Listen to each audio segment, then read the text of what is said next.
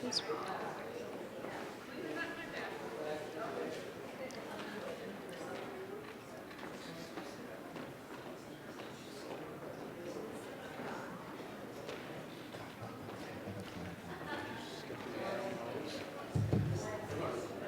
Okay, good morning, everybody.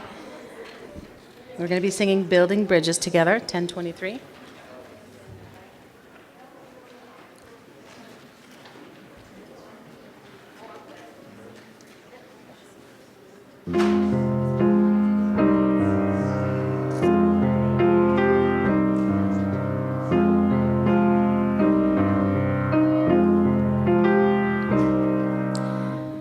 Building bridges between our divisions. I reach out to you. Will you reach out to me?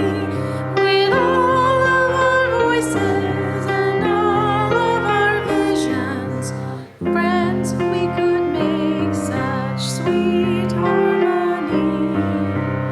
Building bridges between our divisions. I reach out to you. Will you reach out to me? With all of our voices and all of our visions, friends, we could make such sweet harmony.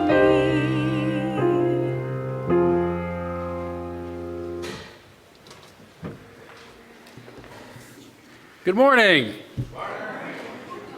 Good to see all of you. It's been a while. Yeah. So listen, after the service, when I'm back there, if everybody would come by and say hi and remind me of your name. Okay, so I can. What's your name? What's your name? Yeah, what's my name? Yeah, that's right. I don't know. I'm. Well, seriously, it's really good to see you.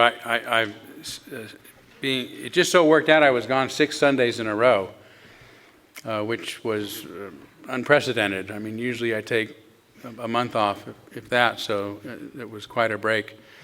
People ask me what I did.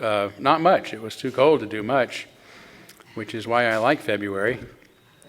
And so I just chilled. Rested, maybe is a better word. That was not a pun.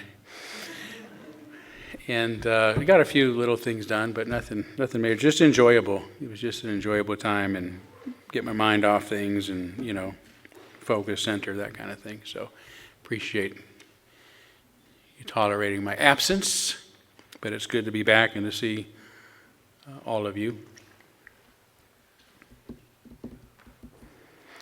I have an announcement for next week, Potluck Sunday. Just wanted to remind you of that. So please plan on attending, and it's a great opportunity to visit with one another. I know we usually do the church mission statement and all that. I haven't forgotten that, but I'm going to forego it this morning because I wanted to say some other things before we launch into the service.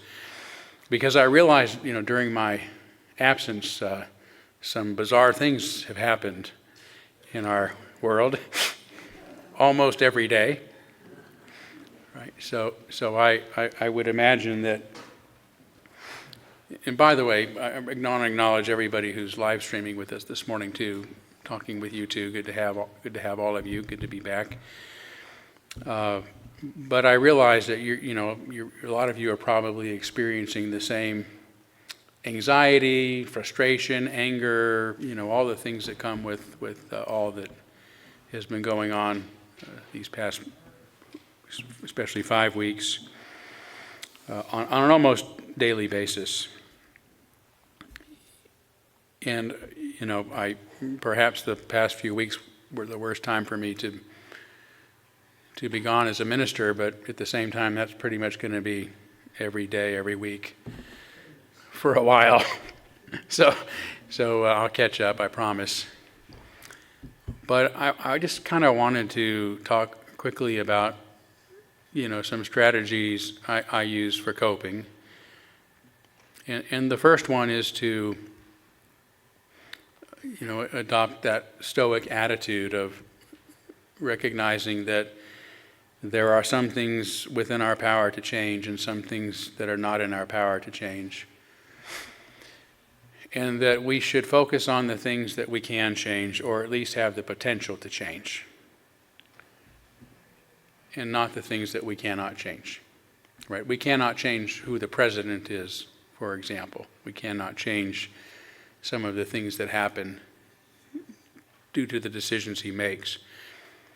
But there are things that we can change. We can, first of all, we have some control over our own attitudes. We have control over some things in our own relationships and communities, and even in the world, that we can make a difference on or in. So I encourage you to think about those things that you do have the power to improve. And secondly, I would remind you that we are in an age of rapid change. And not just because of the political situation, but the world itself is changing rapidly, and it's predicted by many that these next few years, these next 10 years, 20 years, are going to make the last century look like the last millennium, okay, the last 1,000 years. And we are not made for that. No animal is, right? Every creature is evolved as a creature of habit. That's what shapes us and determines our behavior, including humans. So we don't like change. We are creatures of habit and are not accustomed to rapid change, but that's the world we're in. And part of my job as minister, at least as I've recognized it for the past nearly decade now, is to try to help prepare you for that change. How do we function in a world of constant, rapid, exponential changes? And that's where the agility and the flexibility comes in, and finding ways to be enthusiastic about possibilities rather than fearing the change, which is the instinct. So that's the second thing. The third thing I'll say, and this will be the last point, is that as liberals, we really need to be good thinkers, right? And recognize, as liberals, it is likely that most of us did not vote for Donald Trump. Okay, but it is not true that none of us did, and I know this. I know this is so. Okay, and I know some liberal people who are extraordinarily good-hearted, extraordinarily intelligent, and extraordinarily compassionate, who voted for Donald Trump. Okay, so we've got to. If you have to sit with that, sit with it. But that's the case. And so, in our dialogue, I think we should be respectful of that awareness. And what I mean by that is, we should say what we believe is true about the political situation and about Donald Trump. I mean, I think Donald Trump is a malignant narcissist who is ideologically or mentally, that is, and psychologically unfit for office. That's a truth. And tolerance doesn't mean I can't say that. Tolerance means I can say that. Tolerance does not mean that I can attack you if I disagree with you on that point, or attack your character, but that I respect you and that I listen to your reasons if you choose to give those to me for your position. The other part of being reasonable, because that is an important tenet of liberalism, is not to get caught up in the instant emotional knee-jerk reaction that everything that's going on in Washington right now must be a bad thing because the other side is doing it. And one of the most poignant examples of this is the criticism of Elon Musk not having been elected. And I hear the liberal media, I wouldn't have used the term liberal media in the past, but that was an invention of Ronald Reagan to cause us to fear the truth that the media was speaking. But since his deregulation of the industry, we now have biased media, not only Fox News, but liberal versions, MSNBC and CNN. And they almost always preface Elon Musk's name with the unelected Elon Musk. right? Inferring that there is something obviously and innately unethical about Elon Musk making decisions because he was not elected by the Americans to make those decisions, American citizens or voters to make those decisions. Now, did any of you vote for Donald Trump's cabinet members? Did any of you vote for the federal employees that we're very concerned he is now firing? Of course not, right? The fact that Elon Musk is making decisions based on the appointment he has has nothing to do with whether or not he's been elected. And catching ourselves on that, right? That's not a fair criticism. There's lots to criticize Elon Musk about, right? His chainsaw vibrato, perhaps, is one of those points that I would disagree with. But it's so easy just to get caught up. Oh yeah, why should this guy do this? He wasn't elected. Well, most people making decisions in Washington weren't. So it's just a way to falsely attack someone, and it's easy for us. That's just one example of how we just go along with the narrative and the fear and the anxiety and sometimes the unfairness that our side, if you will, is touting. So I would ask you as liberals to try to be good thinkers and independent thinkers and not jump to the conclusion that everything that is going on must be the worst thing. Sometimes it's not. There's actually a logic to tariffs. It's just a bad logic, right? But if someone wants to logically argue that the goal is to bring industry back to the United States, we're going to do that by having tariffs on imports so that it becomes more affordable to recreate industry here, right? But that becomes timely, and it becomes expensive, and it causes people to suffer in ways we don't want to suffer, and it denies our connection to the global community that is actually the reality we're in. So that's all I'll say about that. I just wanted to address, I'll do more so in my sermon, I think, in a little bit, but I wanted to address some of the pressures that we've all been dealing these last few months, at least with the way I've been thinking and handling it. So thank you for the extra time this morning. How about we take just a couple of seconds to greet one another?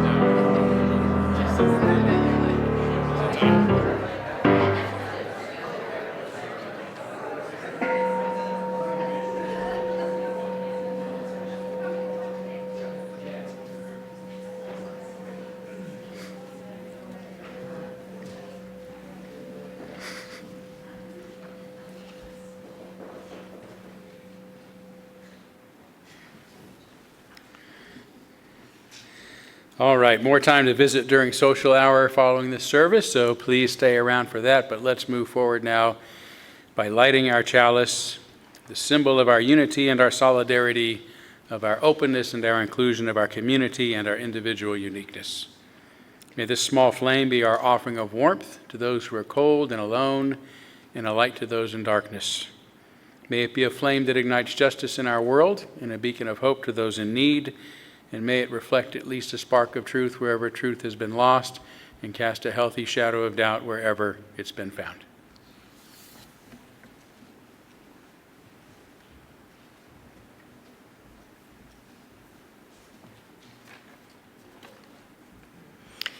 Our opening reflection this morning is a passage from the book called The Constitution of Knowledge, A Defense of Truth by Jonathan Rauch, published in 2021.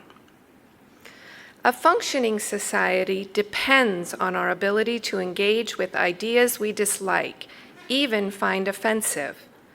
The reality of intellectual pluralism means that no one has a monopoly on truth, and knowledge is best refined through open debate and rigorous scrutiny. Yet today, we see an increasing tendency to silence dissenting views rather than engage with them.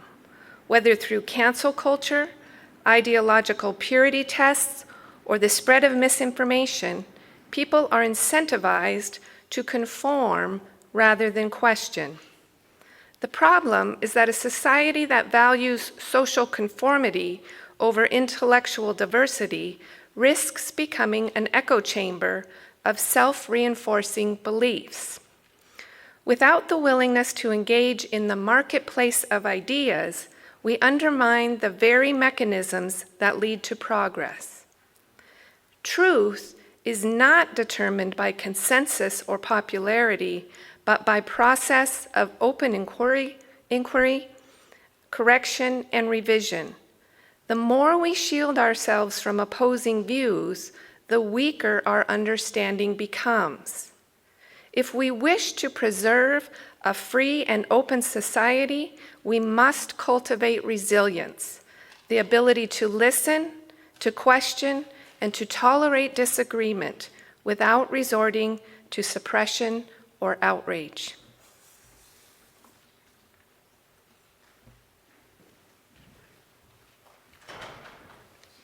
Okay, 352 is find a stillness.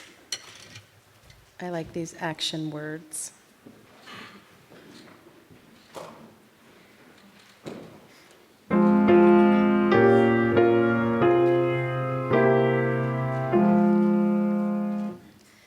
Find a stillness, hold a stillness, let the stillness carry me. Find the silence, hold the silence, let the silence carry me. In the Spirit, by the Spirit, with the Spirit giving power, I will find true harmony. Seek the essence, hold the essence, let the essence carry me. Let me flower, help me flower, watch me flower, carry me. In the Spirit, by the Spirit, with the Spirit giving power, I will find true harmony.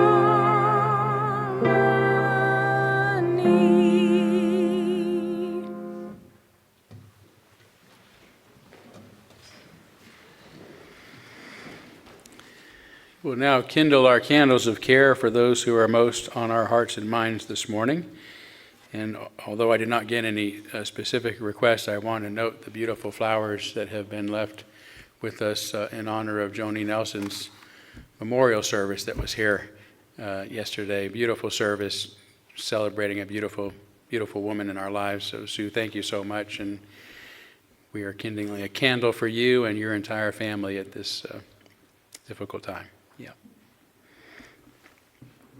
We also kindle a candle on behalf of the people of Ukraine and that region of the world that are suffering from the continued violence there, as well as increased anxiety and concern about what comes next for them. As we also light a candle for the people of Israel, and particularly Palestinian people, who must be absolutely wondering what is going to happen to them when Trump Tower Gaza goes up. Really bizarre times we're in, but they've gone through a lot to now have to worry about whether or not they'll be able to live in their own homeland again.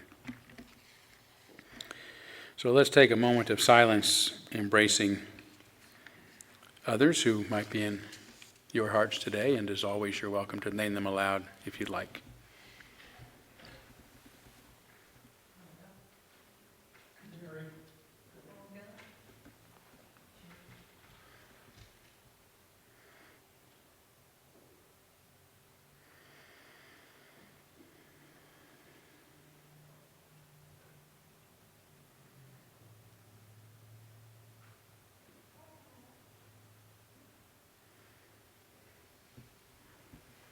Those named aloud, those embraced in our silence, and all those who are suffering in our world at this hour, we hold in our community with compassion.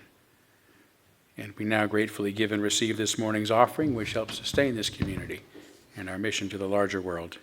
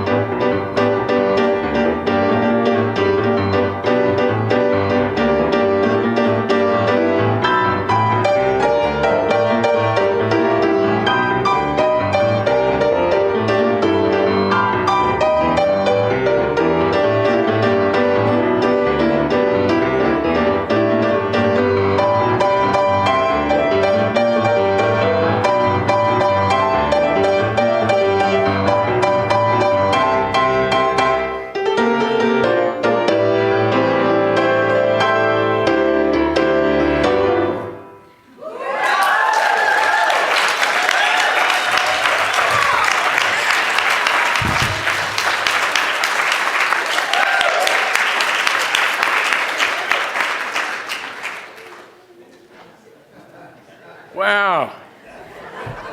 That says it all. I know during the first service, I said, this was supposed to be my day, right? I've been gone for 6 weeks. I mean, right? All I could think of was someday we're gonna watch Jackie perform, and we're gonna say, I remember when they used to perform at our church, right? Up in bright lights, I remember when they were performing in our church. How fortunate we were. Well, we would like for you to be here for a long time to come, but you deserve, listen, you've got to be, and this is not because I'm biased, you've got to be one of the best musicians in town. Yeah, right? Yeah. So we are incredibly fortunate. You're gonna hear more, so you'll know what I mean. So I'm just gonna rip up my sermons. We're gonna have we'll have different services. We're gonna have a music service and a preaching service, so that's a 9:15 to noon. There you go. We'll just keep going. Yeah. Let's do it. Where the heck am I? What am I doing? Children's story? All right. Are there any children in here? Anyone who's young enough who would like to come up to the front of the church? Or older. You can come up here if you're old too. Nobody wants to admit they're old. So thank you for joining me. I brought a friend as usual. I'm not sure who it is, but let's see. Let's see who we have here.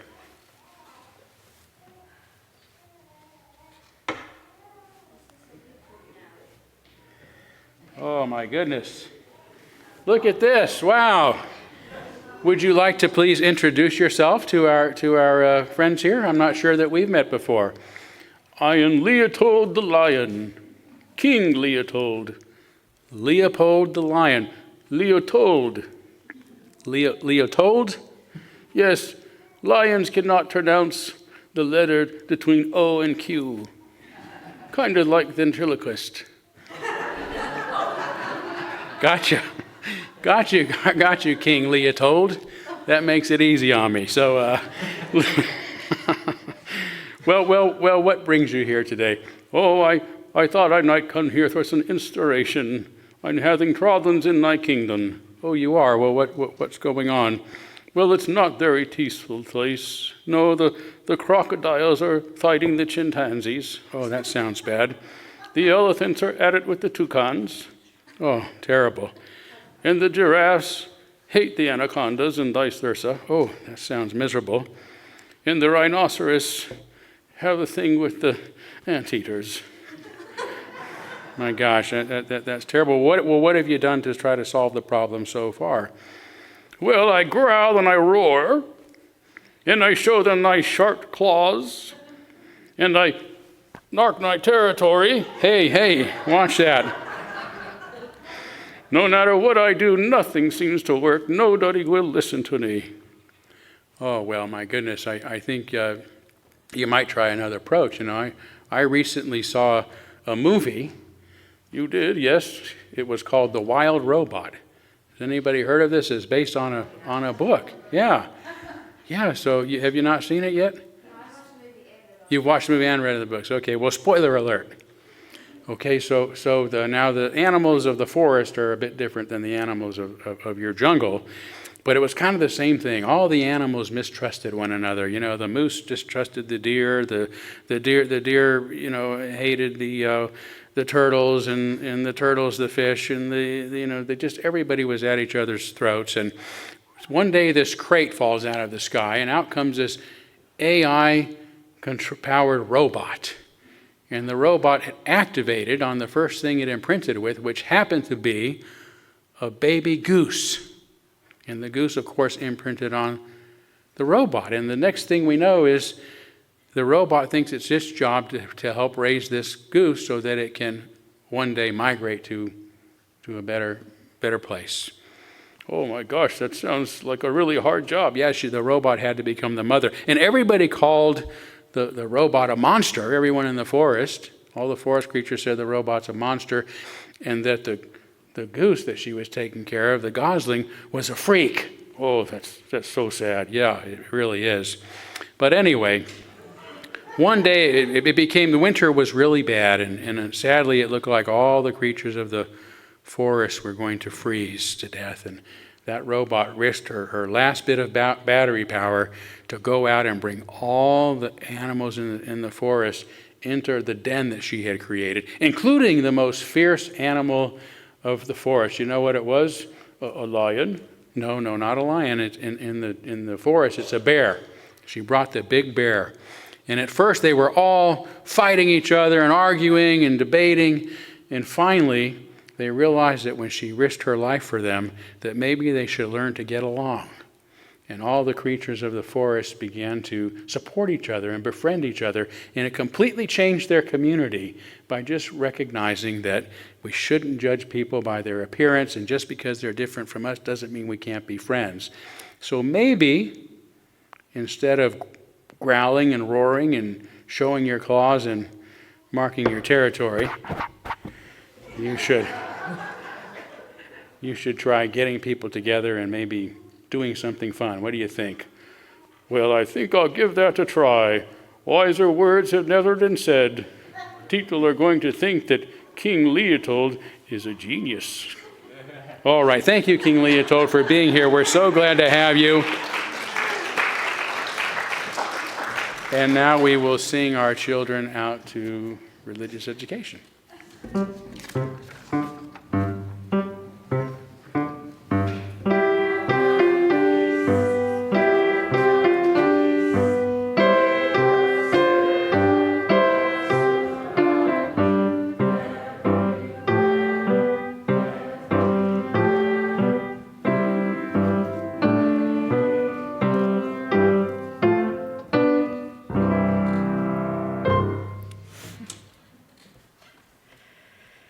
As we move into a time of meditation, I invite you to find a comfortable position.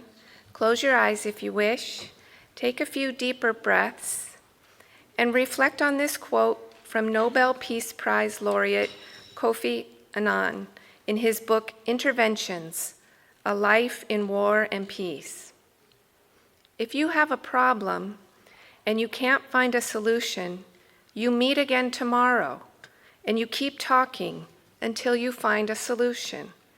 You can disagree with behavior or a particular position, but you do not resort to calling an opponent worthless.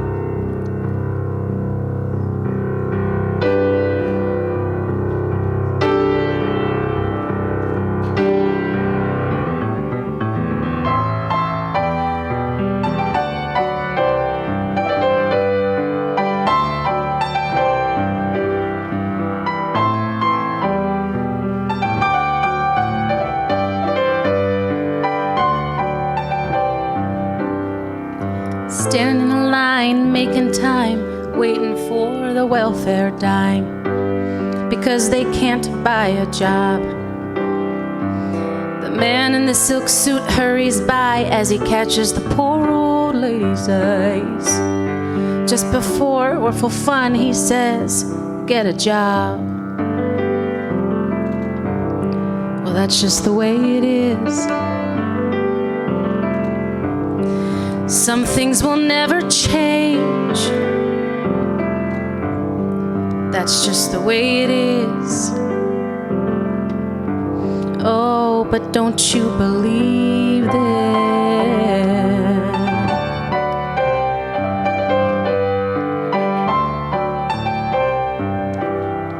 Said, "Hey, little boy, you can't go where the others go, 'cause you don't look like they do." Said, "Hey, old man, how can you stand to think that way? Well, did you really think about it before you made the rules?" That's just the way it is. Some things will never change. Oh, and that's just the way it is. But don't you believe them?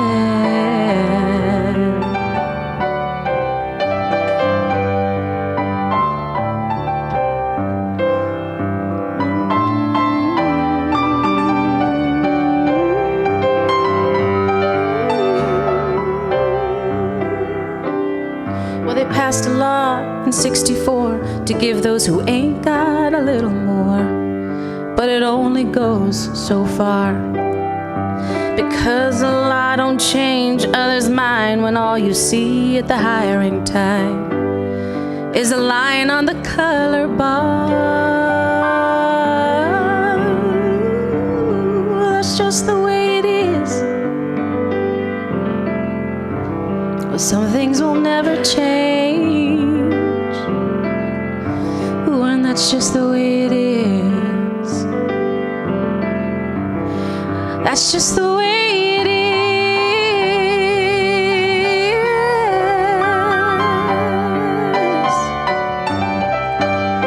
Ooh.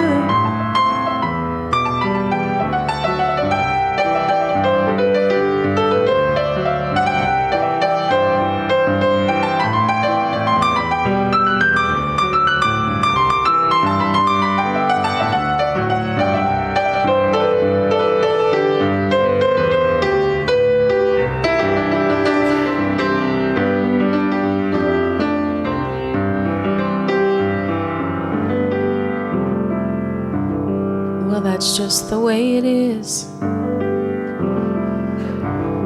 Some things will never change, and that's just the way it is. Oh, but don't you believe them?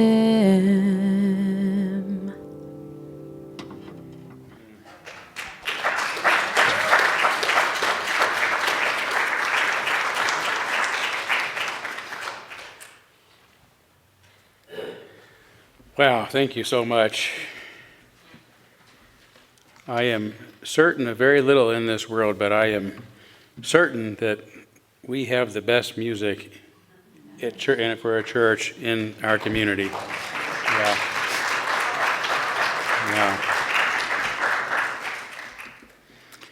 Now, those of you here obviously know that it's daylight savings time last night. But you should know that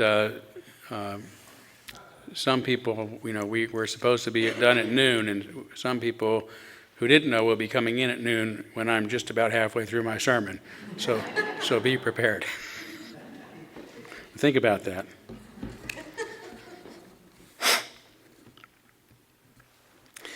Okay, so that's not a misprint. The familiar phrase, the more familiar phrase, "United we stand, divided we fall," has been around at least as far back as when Aesop used it as the moral of a story about the 4 oxen and a lion. And the oxen survive the lion's frequent attacks by turning their tails inward towards one another so that whichever way it approaches, it's always met with their horns. But after quarreling amongst themselves and separating, the lion soon puts an end to all of the unfortunate oxen.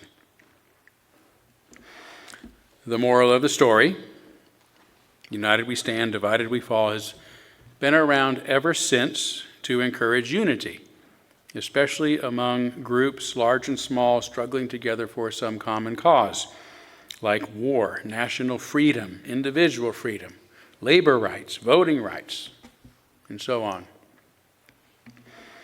The idea is sometimes attributed to Abraham Lincoln, who once gave a speech in which he actually quoted the Gospel of Mark, "A house divided against itself cannot stand." Something similar is said in the Gospel of Matthew, that every kingdom divided against itself will be ruined, and every city or household divided against itself will not stand. And these verses show that this assumption that people must be united if they are going to endure is an ancient one and was widespread. And it's a powerful idea, but paradoxically, it's almost always used to encourage solidarity among one group by being divided against another group. It is a call for unity among insiders by dividing against outsiders. It's the idea that those who are not for us are against us. So it isn't really about the greater principle of unity. It's kind of euphemistic, a euphemistic use of unity, but about struggling together against a common foe for a period. And such unity then needs an enemy and is rooted in division. And with such a limited purpose, any unity resulting from such motivation will only be temporary. Once the common threat ends, and the unity will begin to end too, and the group that had been held together by that threat will start to separate, perhaps to the point of smaller internal groups uniting to stand against those with whom they had once been united. Sound like a familiar situation? Just a few weeks ago, Justin Trudeau, Canada's Prime Minister, of course, since 2015, announced his impending resignation. Trudeau, leader of the nation's Liberal Party, has become extremely unpopular, and the polls indicated the very strong likelihood that Canada would elect its own version of a Donald Trump-like conservative populist in Trudeau's place. But in just a short time, after Trump's insulting remarks and attacks on their sovereignty and economy, Canadians have become unified around their national identity, Canada first, with its chief nemesis being the American president and his government. So far, they're still talking very nicely about the rest of us, thank goodness, but they don't like the president. Fed up with Trump, and anyone who thinks, talks, or acts like him has flipped the polls, which almost now assure that the next Canadian Prime Minister will be from the Liberal Party once again. So the question is, what is going to happen to their sense of unity and nationalism if and once the Trump threat ends? Will Canadian society return to the kind of political division that is typical of most Western nations today, either putting authoritarians or on the verge of putting authoritarians into place? United we stand, divided we fall also implies that to be united, everyone must be on the same page. They must agree and think alike. It's a call for authoritarianism, groupthink. Every kingdom divided against itself will be ruined, and every city or household divided against itself will not stand. When played out, this has historically meant that there must be a head of the household, a chain of command, a sovereign authority that cannot be questioned. Hail to the King. Under such circumstances, we will lose the right to think and speak and act for ourselves, either by fear or force, or as in the case with Vladimir Putin's Russia, or with Supreme Leader Kim Jong-un's government of North Korea, or worse, by choice. Because in order to feel like we belong and are part of something larger than ourselves, we stop thinking for ourselves and blindly and cultishly follow and obey whoever is in charge.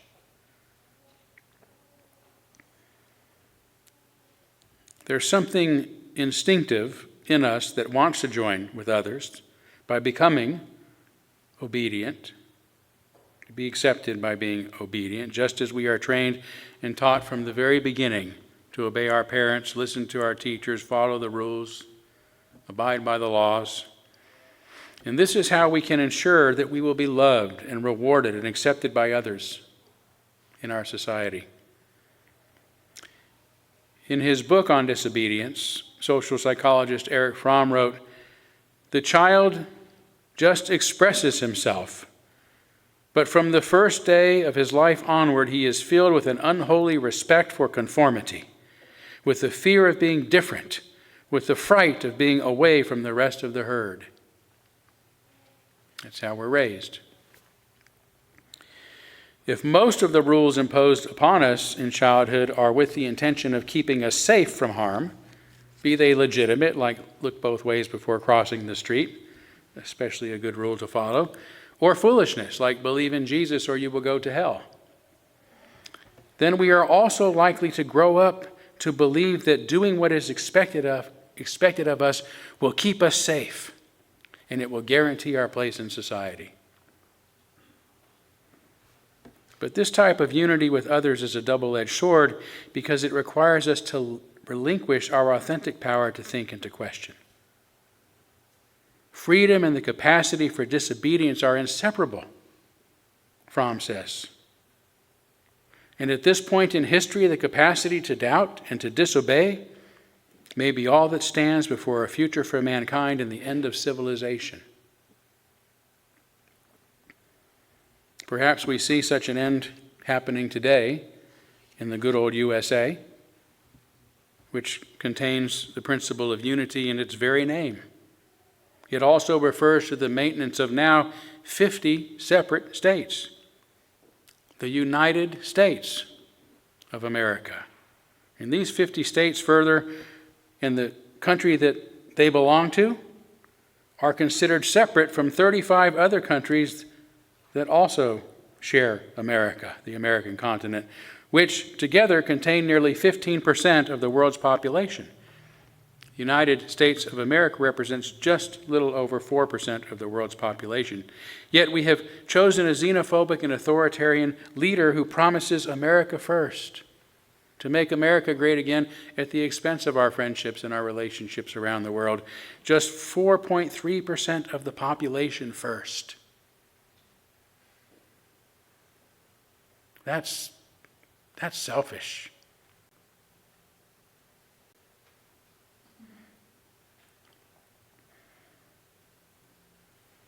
Even at the exclusion of those outsiders who were just a few days ago among our greatest allies.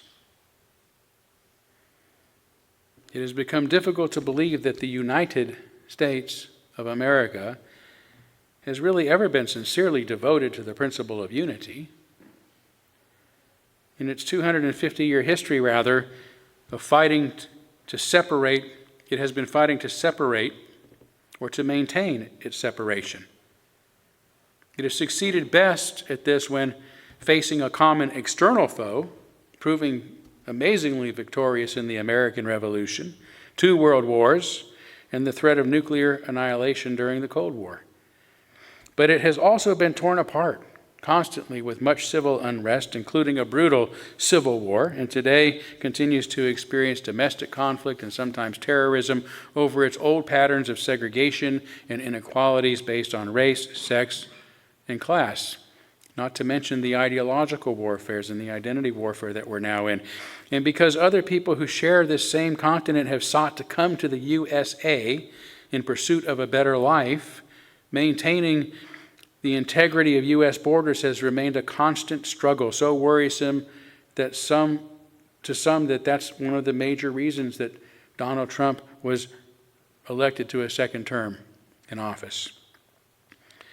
He was elected, that is, because of his promise to segregate us from the world, not upon a principle of unity, unless it is merely to be united with him by giving our minds and our wills over to him, which is what he commonly refers to as a love fest. The historic struggle between state rights and federal authority has also escalated since this grand experiment started in 1776, when its citizens successfully began uniting against British rule. The U.S. Constitution is a delicate agreement protecting the rights and a certain degree of autonomy from the federal government. States can choose their own kind of government, and any powers not given to the federal government are reserved for the states. And each state, no matter how small its population, has the same number of U.S. senators, allowing those representing a minority to band together and overrule those representing a majority of the nation's citizens. And there were only 13 states when this agreement was made. Today there are 50, which means we now are a nation of 50 different governments. One nation of multiple dividing lines. During his inaugural speech in 1980, President Ronald Reagan, the man who had been elected to rule, or at least run, I should say, the federal government, said government is not the solution to our problems. Government is the problem. That's the kind of president we need. The Republican Party has ever since worked to weaken federal programs and regulations to reduce taxes and to prevent spending on most programs, including new programs, no matter how vital they are to the welfare and protection of ordinary citizens, as well as of our states. The U.S. now has the most expensive healthcare system on the planet, despite millions of its citizens remaining underinsured or completely uninsured. Despite being the second largest producer of greenhouse gases in the world, though less than 5% of the global population, the U.S. has done little or nothing to address this existential threat. Today, in just his first weeks back in office, President Trump's actions have been directed towards the sole purpose of dismantling the federal government. By firing millions of federal employees across the board and attempting to weaken or entirely eliminate some of our federal agencies, from USAID, the agency responsible for helping those outside our borders or beyond our borders, to the Education Department, which assures public schools are following the laws meant to protect students and teachers from discrimination, and that guarantee education for those with disabilities, among other responsibilities. Trump even wants to eliminate paper straws so we can just return to the plastic straws. It's just further thumbing his nose at even the smallest attempt to protect our planet and our nation from the terrible impacts of climate change that every state in the country is already feeling. All of this suggests that including the principle of unity in the U.S.'s very name is more about maintaining its separation from the rest of the world. Today, as the White House eviscerates federal programs and threatens to withhold assistance to those states whose governments it disagrees with, the states of America may have to find novel ways to fend for themselves. For futurist Paul Sappho, a technology forecaster and consulting professor in the School of Engineering at Stanford University, the situation has long been foreseeable. During a 2007 lecture, for example, Sappho predicted there's less than a 50% chance that the United States will exist by the middle of this century. And I heard him repeat this claim myself during a more recent 2020 lecture, and I'm not going to go into his reasoning for this forecast, but will only point out that it is now 2025, which means if he is correct, we should already be seeing, I should say, the signs of its demise right now. I will leave it up to you to decide if you do or not. The point that I do want to make now is that its demise will not be from its lack of unity, but because of its lack of diversity. Its unwillingness, that is, to tolerate differences. And that's what is driving us apart. For a nation, a group, even a family endures by tolerating its differences, not by forcing everyone to agree and obey, by excluding or punishing those who don't. In recent years, however, I've been surprised by how intolerant even many liberals are toward the idea of tolerance. I get more pushback about my promotion of tolerance than anything else. On one hand, we now have those on the extreme left attacking the reputations, the character, the motives, and even the livelihoods of anyone who questions their ideas of a particular approach to social justice. They use ad hominem fallacies rather than engaging in rational discussions about their claims, which is probably because their ideas are rationally indefensible. On the other hand, there are those who complain that tolerance doesn't go far enough, that we must love one another and fully embrace our differences. In my view, this is also irrational. Why? Firstly, there are 8 billion people in the world, making it impossible for anyone to have the time to fully understand where every person they encounter is coming from. Secondly, how can we be expected to fully embrace every belief that we encounter, even if we could understand everyone?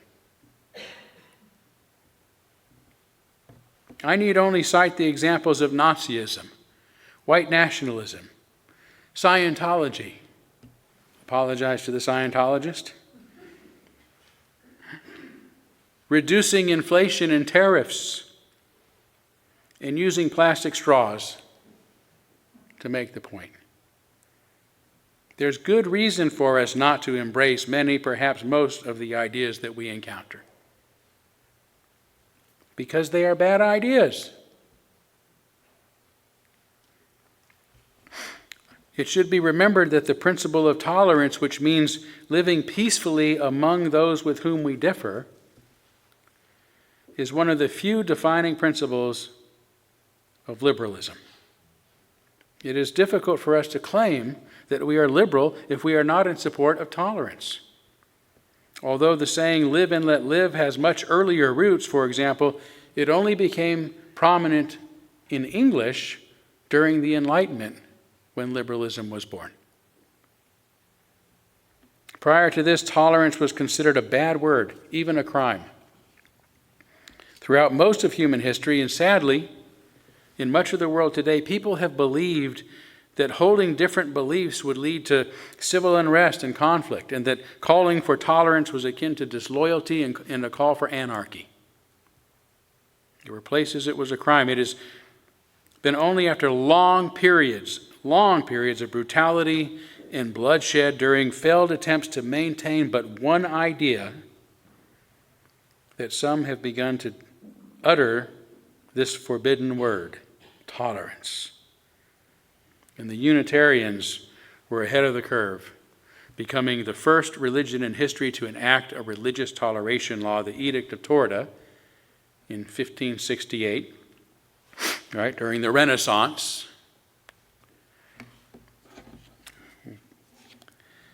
And sadly, the Unitarian king of Transylvania who enacted this edict died soon thereafter, and the Catholics then took his throne and passed an anti-innovation law, which forbade or made it illegal to express any new religious ideas, resulting in the arrest and imprisonment of Unitarian Bishop Ferenc David, who was really architect of the Edict of Torda. He died in a dungeon beneath the castle of Diva only 6 months later.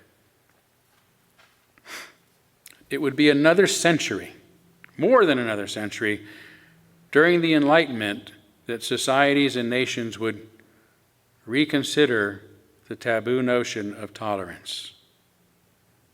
In the U.S., this eventually resulted in its own such edict. Do you know what that edict was? The First Amendment of its Constitution. Congress shall make no law respecting an establishment of religion or prohibiting the free exercise thereof. That's what the Edict of Torda was about. And furthermore, or abridging the freedom of speech, or of the press, or of the right of people peacefully to assemble or to petition the government for a redress of grievances. 175 years later, this principle would be reiterated and expanded in the Civil Rights Act of 1964, banning discriminatory practices in employment and ending segregation in public places like swimming pools, libraries, and above all, public education, public schools. In 1965, a year later, the Voting Rights Act was passed, banning discriminatory practices that were preventing black people from accessing the voting booths, the polls, especially in southern states. And later still, in response to the assassination of Dr. King, another such law was enacted prohibiting discrimination in housing based on race, as well as religion, sex, national origin, or disability. Now notice that all of these efforts to create a tolerant society began with laws, not love.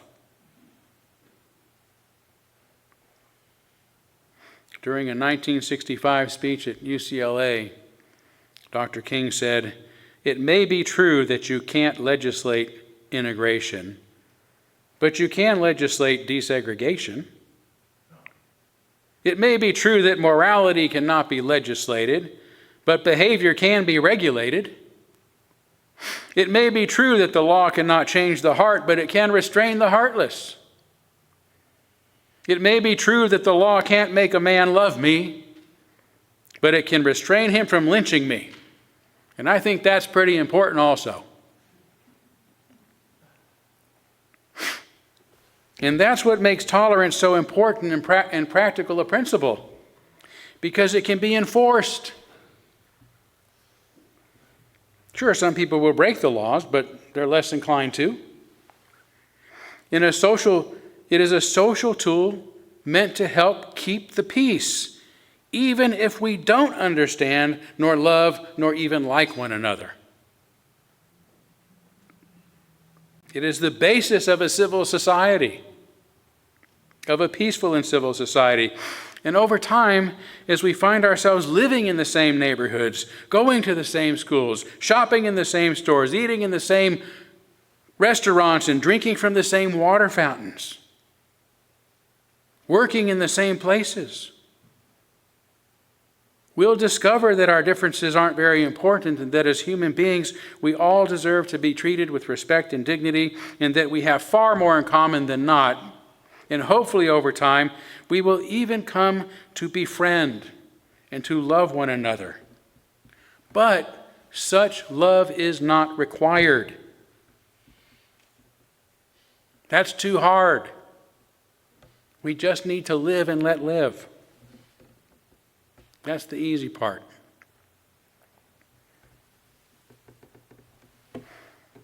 We only have to tolerate each other. In a world of differences, toleration is far more useful and practical than love. As proven by the failure of Christianity to establish heaven on earth after 2,000 years of trying, claiming that God is love and that we must love one another. How's that worked out?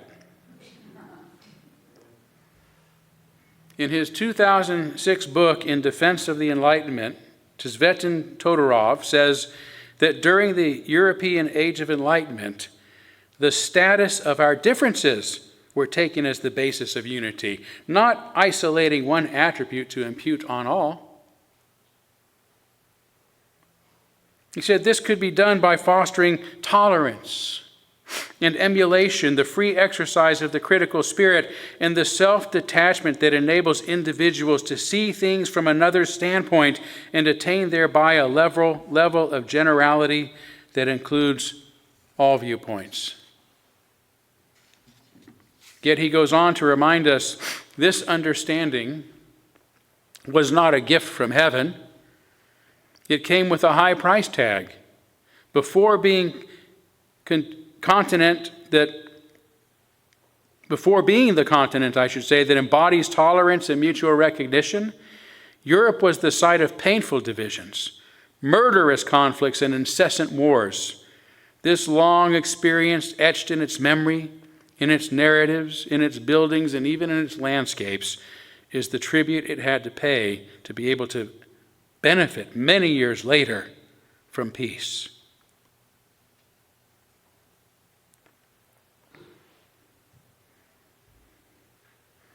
After visiting enlightened England, Voltaire once remarked, "Were there but one religion in England, its despotism would be fearful.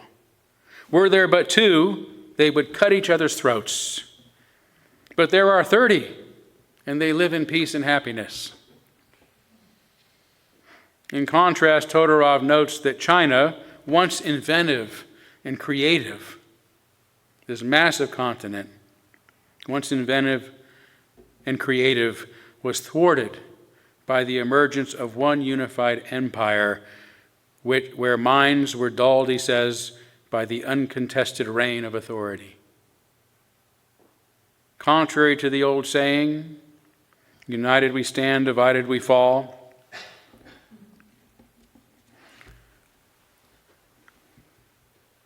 sorry, I've lost my spot here. Contrary to that saying, he says, here it is in division that there is strength. It is in division that there is strength. Imagine if we called ourselves the divided states of America.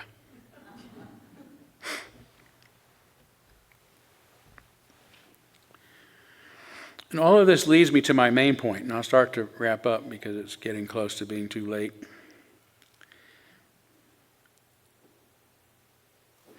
That we have to flip this script. It's not by being united that we stand, but by being divided. By recognizing and accepting, that is, that we live in a world of differences.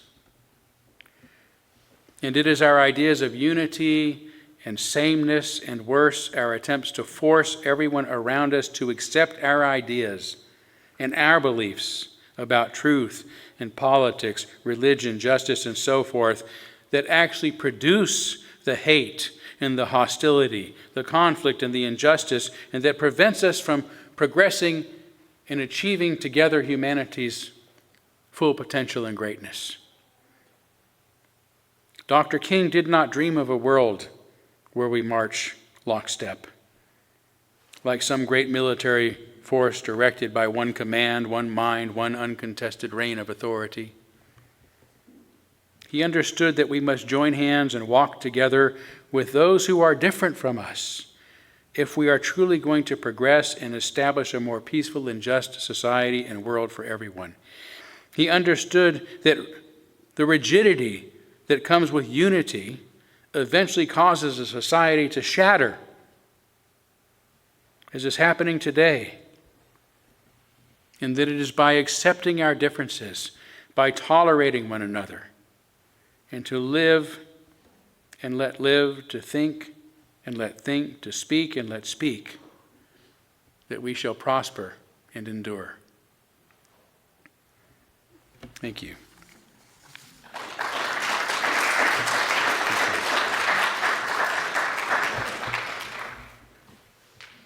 Okay, this little light of mine, 118. I love that one. Goes with everything. Really.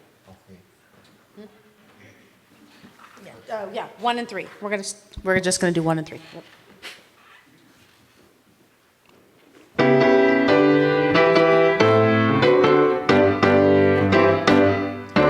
This little light of mine, I'm gonna let it shine. This little light of mine, I'm gonna let it shine. This little light of mine, I'm gonna let it shine. Let it shine, let it shine, let it shine.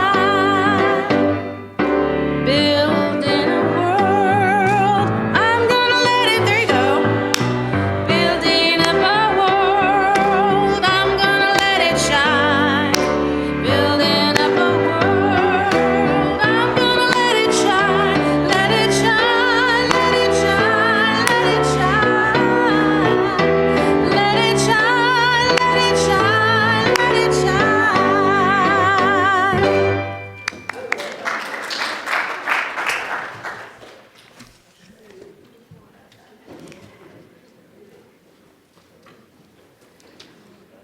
For our benediction today, here are some words of guidance to take us out into the world from Religion for Atheists by Alain de Botton. Forgive others, be slow to anger, dare to imagine things from another's point of view, and set your dramas in perspective. Amen. Blessed be. Salam alaikum and shalom.